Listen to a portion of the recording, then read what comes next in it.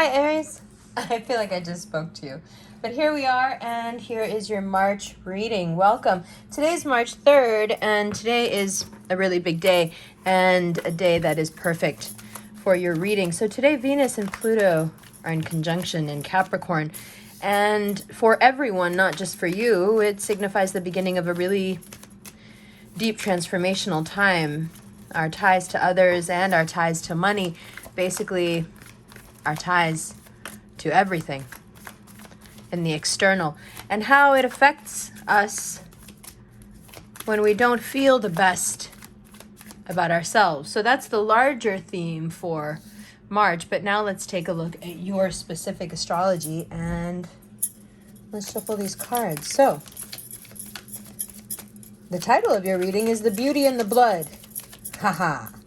Mars, Venus, Pluto, and Capricorn.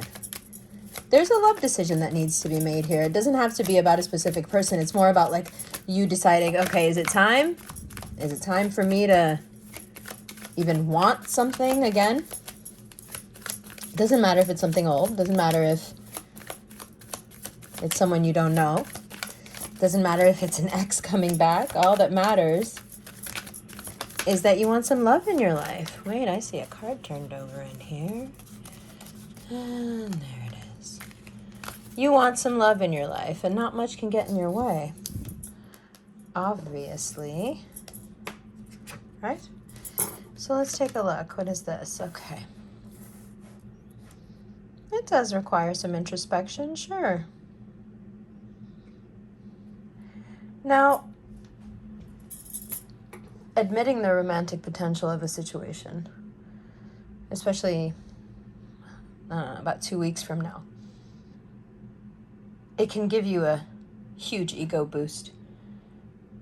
You have this shift that happens when Mars and Venus move into Aquarius around the 16th or so. When they do, I'm going to check that date again. When they do, you feel like that pressure lifts off from Venus and Mars being in Capricorn. You know, it's great, it's hot, but it's so stodgy in a way. There's no room for air, and you need air for fire. So this feels good, you know? Everything, Mars and Venus move into Aquarius, and you feel, okay, all right, there's a little bit of air in the room again. I don't want to use it all up, okay, but there's enough. There's enough for me to start to feel good about myself, which is great considering that you're kind of equating getting back out there with calamity. So hopefully feeling good about yourself can keep that at bay a little bit. But let's look at that Hermit card. You may have been wondering recently if your issues, the delays in your life, the things that don't seem to be quite working out the way you wanted, especially your collabs.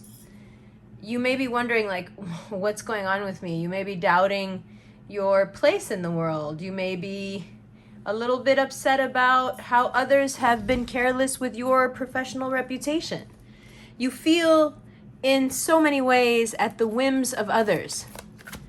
And collaboration does leave you open to that. It does, you know, that's part of the liability of collabs, is that you have to give someone else a certain amount of control.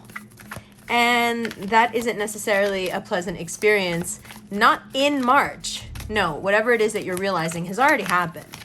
Now it's just kind of dealing with it, perhaps having to like be around it over and over again, right? And you're just like, oh, is it me? You know, what's with the delays? Like around the 18th, between the 18th and the 25th, you're just, what are these delays? Why does everything seem like a tower moment? Why are things not moving forward as smoothly as I want them to, especially when I have all this energy and I can make them move forward? Why does it seem like the more energy I have, the more things are moving backward in the other direction? Oh, don't worry. Save your money. Save your energy. Okay, be really careful who you work with next. Please pick someone who is very well established, someone who is completely beyond reproach, and move forward. After the 25th, money will ease up, obstacles ease up, and that draining Pisces energy sets in. Yeah, we haven't gotten really to the really wet, murky part of Pisces season yet. And when we do, it's, it's a lot. But on the 20th, you'll start to feel better again. And that will be so good. You'll start to feel the air in your lungs. Money starts to get better. You find some new way forward. And just like we talked about, it is a year of you making those love decisions, making this kind of spiritual connection between your love life and your deeply held beliefs, right? That's where the transformation is happening here. Everything that will happen this year is it's happening in a microcosm right now in March. You'll see little bits of that Year of the Tiger video pop up now throughout the month. So you find this new way forward. Mercury is in Aries as of the 27th. So I would say that Seven of Swords, right around the 27th, you start to feel like, okay, yeah, I got the idea. It makes a lot of sense. I see the way forward finally. It's crystallized. The image is in my mind. And Aries always know that once they can see the thing, that they can do the thing. So around the 27th, when Mercury enters Aries, you make that change. You move things forward. You make some sort of logistical change that really frees up a lot of your time. There's another sort of smartness brewing in you right now. There's the creativity and there's the ballsiness. We know that. But there's something else here. It comes with maturity. There's this finesse with which you are able to deal with things, especially like pedantic chore-like things that you didn't have before. You're getting good at pushing away your procrastination and just delving into things and getting on with it. And Mercury in Aries will give you even more of a boost in that direction. It just makes everything easier. It comes in and opens the door to exactly what kind of schedule you should have. You're like chilling, doing nothing, and all of a sudden you have this great idea of like, oh, what if I organized it like this? And it's something you'll be telling people 10 years from now, like, yeah, one day I just had this like great idea and it just changed everything. And it doesn't have to be this giant life-shattering aha epiphany. It's legitimately like something logistical. It's something mundane that you just realize like, wow, if I did this, I would have either a lot more free time, more free space, more time to be creative, more mental space to be creative, more inspiration, whatever it is. It's going to kind of hit you late March, what you need to do. And it's something, like I said, it's something not very monumental. You don't need help. It's something you can do on your own. And it will make things easier. It will streamline your life. And I think you could use that right now because you are having this push and pull with the universe. Do you love me or do you not? Sometimes it feels like you bless me. Sometimes it feels like you forsake me. What's up with that? And the universe spits back at you the very simple truth. If you make it easy on yourself, I'll make it easy on you. But if you're going to be hard on yourself, I don't know, are you expecting me to be easy on you? Right? I refer you back to those very wise words. Your Lord thinks of you what you think of yourself. You get to really test that out. But more importantly, there is a humility growing within you that doesn't lessen your shine at all. It's actually making you shine brighter. There is a deepening of your spirit. There is, like we've talked about, this spiritual journey that you're on that's revolutionizing you inside. And it's all coming together to make this glorious external energy that's just shining so bright. So one of the things we want to do The Five of Wands is referring to it here as well. You want to kind of stay out of the fray. If there isn't a lot that you need to do, you don't need to be mixy in March. If you don't really need to go to that thing, don't go. If you do need to go places, be careful. Because the amount of energy that's hitting your sign right now, you need a little, let's say, reprieve. You need a little buffer. And when you don't have that buffer, you can be a bit accident prone. So that's something that any astrologer worth their salt for you in March will tell you. Be careful. When it comes to being physically aggressive, you could hurt someone way more than you think you're about to. Your punches are going to land a lot harder than you think. Be really careful in verbal altercations. Your words will hit much harder than you think, again, and they will only make you regret things later. Be very careful with the own momentum of your own momentum, the momentum of your body. It's very easy to kind of throw yourself around the wrong way. You ever just kind of look over the wrong way? All of a sudden your neck's like, nope, like that kind of stuff. And the best way to avoid it is really to do the thing that you need to be doing all the time, which is cultivating this chill and cultivating this sense of, not overdoing it. You need to cultivate that inner Lebowski, because it's a little bit hectic. Mars and Venus in Aquarius, there's a lot of romantic potential. It's very easy to be, your best self. It's very easy to be everyone's best self, You're your best self. Everyone's approaching you as their best self. Lots of romantic progress can be made here. But please, please, please be careful. Please be careful who you collaborate with. You have very recently learned a tough lesson that you never go against your gut when it comes to working with people, dating people, whatever, building things with people, whatever you're doing. Do not make that mistake again, and certainly don't make it so soon.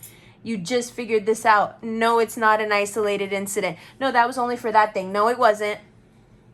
No, it wasn't. It was for everything. It was for you to realize that when you start shining really, really bright, which you're going to do, and all the insects show up, it's your job to discern, between the flies and the moths and the butterflies, I guess. Or whatever your type is, I don't know. But if you choose wrong, if you choose impulsively, if you choose out of insecurity, if you choose because you are trying to run away from that larger spiritual decision that this year is asking you for, then you might just choose the wrong person subconsciously on purpose. So they will bring about those tower moments. So how do you keep yourself from bumping into stuff the wrong way? How do you keep from picking the wrong person? How do you keep your cool and nurture and cultivate this inner Lebowski? How do you do it? The answer to all of those things is the same. It's cultivating awareness. It's cultivating that presence of mind. If you can spend the next 20 days or so being very aware of how you're moving, how you're talking, what you're saying, what you're allowing into your brain, you will find that your luck will do the heavy lifting for you. You just have to stay on the right side of this consciousness, because as soon as you slip into unconsciousness, you're making bad decisions, you're slipping all over stuff, you're talking too much. It's not good. And if you do choose, God forbid, the wrong people right now, they'll be almost impossible to get rid of later. It will turn into such a mess. So this is a big test. You want things, I can see it in the astrology, but I can also see it in like the vibe of the cards. You want things your way. You know everything, right? You want things your way. You want things to move fast. Are you going to be able to handle it when things start moving really, really fast? Are you going to be able to handle it when you have to be your best self and you got to swallow your pride and let people do stupid shit? Are you going to be able to handle it? Are you going to be able to handle it when people throw dirt on your name about your career or what you do?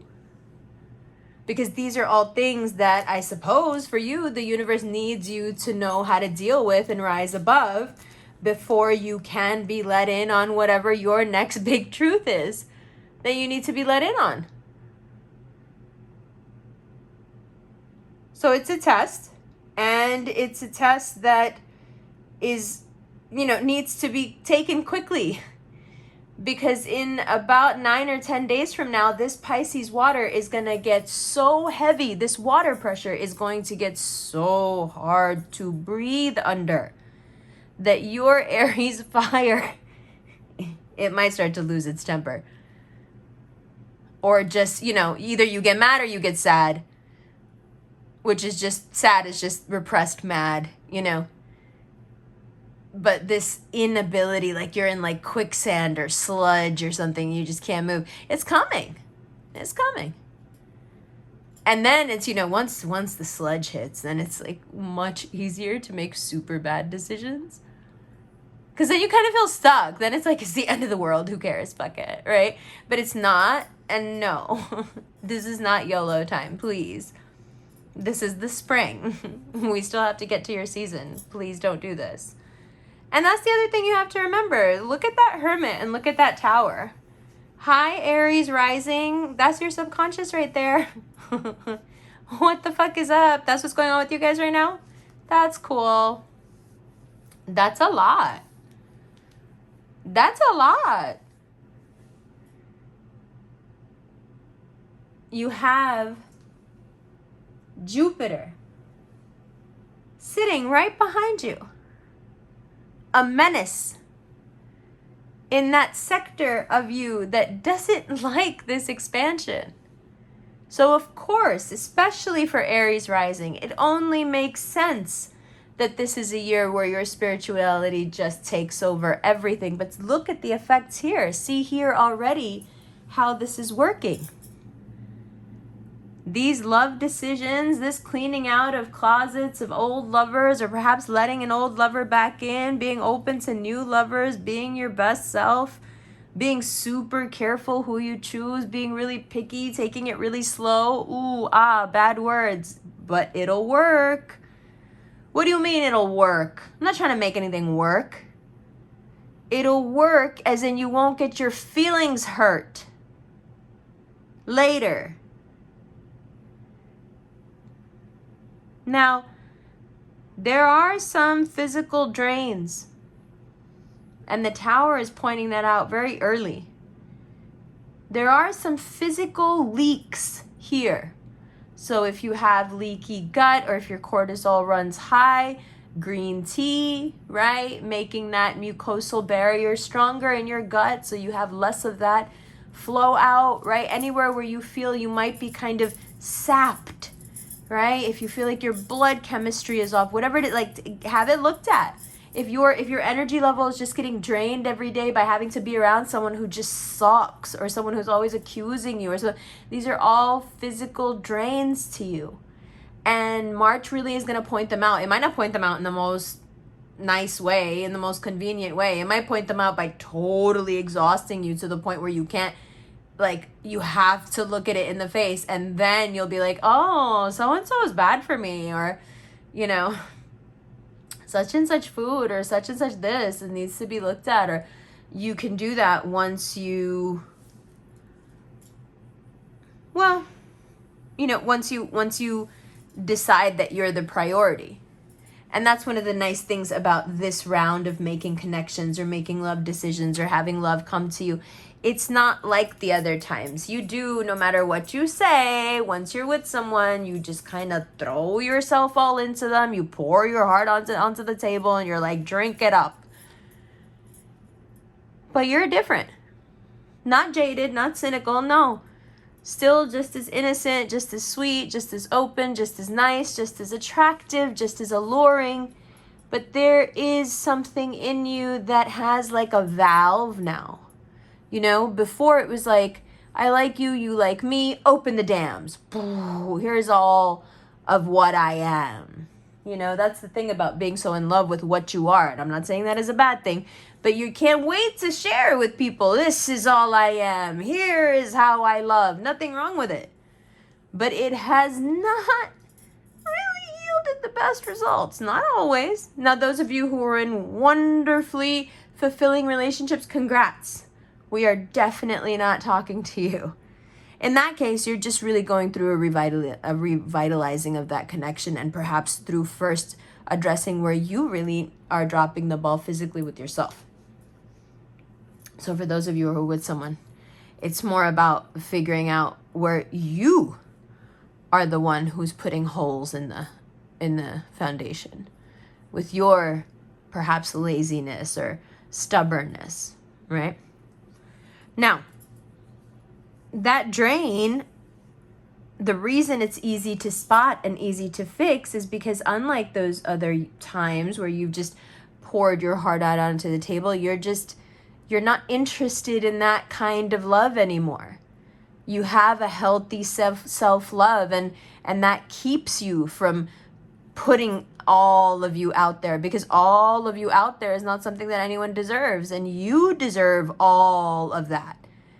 And the fact that you've learned that, and you've learned it on your own, and you've integrated it, and now it's just like, yeah, it's just second nature. That's amazing. You may think, yeah, but I don't know if you know how great that's going to feel in a relationship, or how great that's going to feel when you come across someone you like, that you won't completely lose your head. Now, if that makes you sad, like, no, but I want to fall head over heels in love. You can still fall in love. You can still be head over heels. But as soon as that person, moves a little bit off center from where they need to be, and they traverse your boundaries, you have no problem being like, yo, no. Where before, necessarily you wouldn't.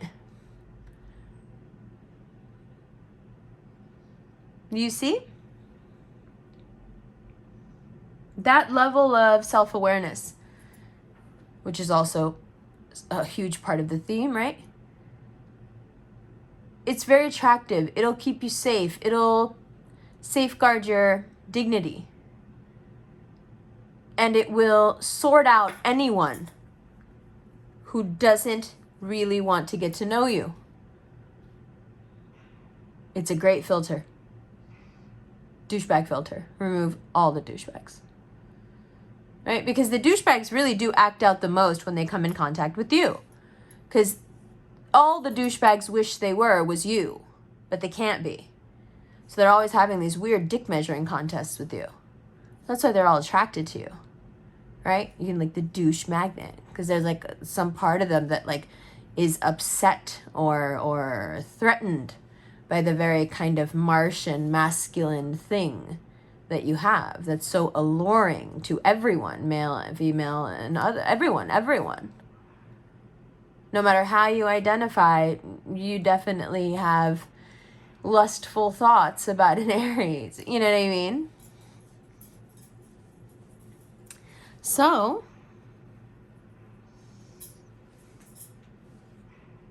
you have a lot to sort through.